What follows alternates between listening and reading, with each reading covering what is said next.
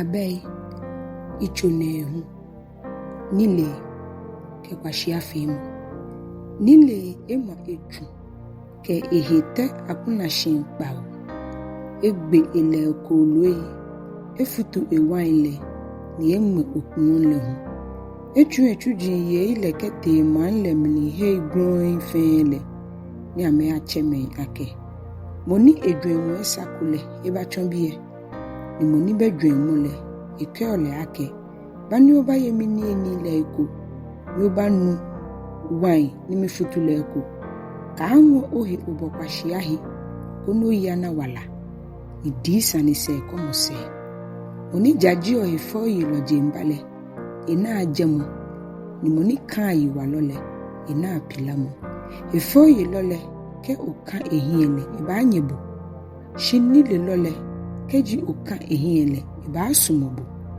chomo nile loni ni ele ni efatano ni ele mombole chomo jaloni ni enile afa yo wa gbe ese moji nile sisije ni mo kronkron lele jisani se komo eja ke mi no ba chon ni ogbin ba afa ni o wa la fi ile ase ba che ke ole ni ile oloha ohe shin ke ifo yilo jibole bo kome uba tiri yo kwashiale na waloni ebedwemu ni hegbele to edwa etashi ele dienche eshinashi eta he growing le ye man lemle ni echeo me ni hu ni amenye amedienche amegbeno tenele ekeo ake moni dwemu esakule ebabie ni moni bedwemu le ekeo le ake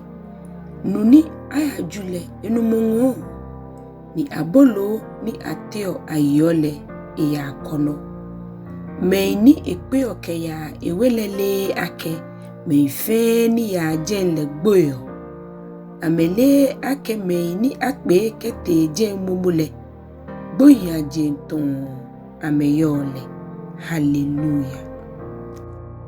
Abɛi ichonyuma Solomon Abɛi bini lelo ha echena mishe shibi kwashiale eha enyitwiyo efomfe momnini namole ehebese namo shijale here omoyiwala egbelede yo wa ha homo ayejaloy shinoni efomfe lo ehwio ake amehanale etwaya mede woni ni dianwolele ohiahiale shimoni ni nika shile echoni ache bini bua mana ye nipa mobemnile bini leloni shibini wo ye nipa mobemnile bini wo mohegbeleni ajo me ni fi ojaleni she fonfe loyi ke amedan wiemo ha ameyichon waleni ke akai jalole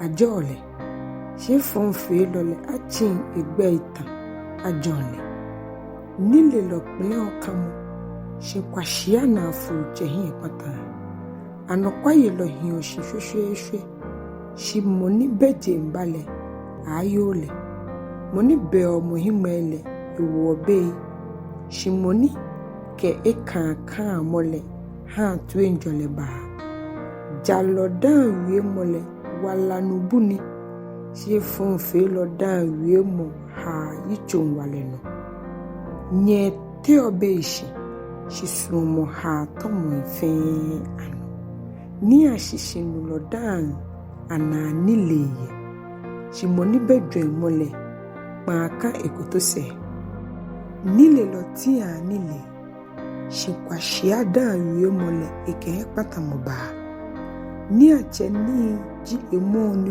wale shi ohia patan ohia fohie jale nuchu mohenyo mo le wala ni efonfe mo hise na moji esha moni buo chose motoele enyi ogbe ni kemo ya wala mlino shimoni kwa akamole edumogbe moni kenye teole amale loni moni hiyo mo oshekule kwashia ajile Yomo baba o yo ne tomo pa ayemni.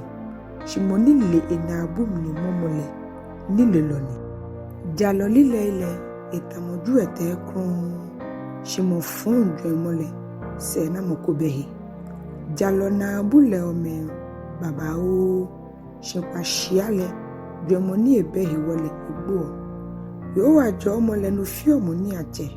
Shio de gbegbomo nyen ekenuko afatahi. Kwashiale efon fe mo fiole mishe. Shimoni yo dwemole nile fiole mishe. Noni mo fon shiole no ba beno. Shi jalole enini ashe ita omoni anu. Ke ahun trape mo fon yeta. Shi jalo hiyo shi shwe ke ya na no ton. Boni ashin fio nyanyoji ni lasu fio himele na kan ani haulo fio meni tunele. Yo agbe ye shemu ha wala se cheo. Shi me fonji afile afuno. Jaloe ahie no kamole ba afe mishe. Shi me fonji agbokwe mole ba afe yaka. Yo wajimoni wa hamoni ba ejenjo ba. Shi eji hekpatamo ha efonfelo. Jalole shwe. Shi mo fonle shiponle no. Jaloe alile yuo nile wiemwe. Shi kutumpo lile ile afu ashe afu. Jaloe anabule no ni sa wiemo. Shi mo fon yuo kutumpo wiemo. Hallelujah. Abɛi ichonyumake ekome. Yowa mihi shishumu nsani. Shi nsani te shishile inahe mishe. Kehewu bape. Hegbele nyo ise. Shi hishibalole nililoni. Jalole enokwayeli chonlegbe. Shi kutumpofole. Eshishiumole no patan ehie. Milifugbile enole. Nina muhibese na muku. Shi jale jiomo kejo ogbelede. Jalole enokwayeli ha igbeja ihale. Shi mofonle eni fonji anile gbe oleshi. Me eni jale ame jalele aji ame. Shi kutumpofo ile ame kono ngon ame num. Kemo fon gbole ehi enokamola ajio. Ni monile nyumo hi enokamole efio yaka. Ajio jalo ekejo ha omumni. Shi me fonji yanyo ha omumni. Me nile nyumole ameke amedan yue mo ifitio amenanime. Shi achon nile no ni ajio jalo. Keji no fe no te no jogba ha jalole. Manfe nya ni keji me fonji ahie patale. Manfe bo ushe kemishe. Jaloi adenjo mo woman. Shi me fonji anabubutu oma. Moni gbio ina anyo heguole. Ebe icho. Shi moni yo dwemole. Efi odi. Moni ta asanike fuoshile. Eji ote monsanji akpo. Shi moni yo anokwale mumole. Echi monsanino. Heni mankudo mobele. Mangbe oshi.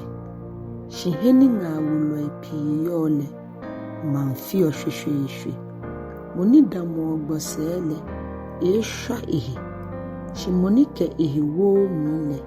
Ehi hale. Yo nihi yo nyam tuwa wo se. Ninu yiwalo tuwa nina mose. Moni na mobole. Le dienche ehi ejun efio. Shi moni yichomu wale. Le dienche ehi efon efio. Mofon na shishu mninyomu. Shi moni fio jale nile. Ena anokwale mninyomu. Moni fio shishi ye jale mnile. Iyana wala. Shi moni nyo efon fe musele. Egbo. Yowa mihi meni hiye yichofon. Shi yowa sumo meni shomo. Be amejembaye. Na ole ake. Bo fe boni fele. Efon felo yen ehi. Shi jalole a here ehi wala. Yo ni ye yo fel ni bejimba papale itamokloto ni awe gugo mi Chicago. Jalo isho ni bi papa ison si me fonji agbepo mo ni ile ni funi. Boko ye ni ede mpo si ya no eshure oketeke ono ke. Boko mfi opepe si ye ohia mu. Moni ede mpo le enani ni moni ha me trole le hun eto. Moni tia able eto le manlo mole. Shi moni hono le manjole. Moni tuo no papa se ke hedo na no papa. Shi moni dio efon sele efon blale. Moni ke ehi efon enina monole itamoba agbi ni pla. Shi jalo afroke tamoba mon. Moni gba le dienche eshian bi anale eyokoyo abo. The bulu chonchulo ha nililo bifebe jale yibile walani shimla kwamole wala hepatamoni keji jalole ina enyomowo ye jenem nile mofun ke shafelole ti amenyomowo atamote. Hallelujah.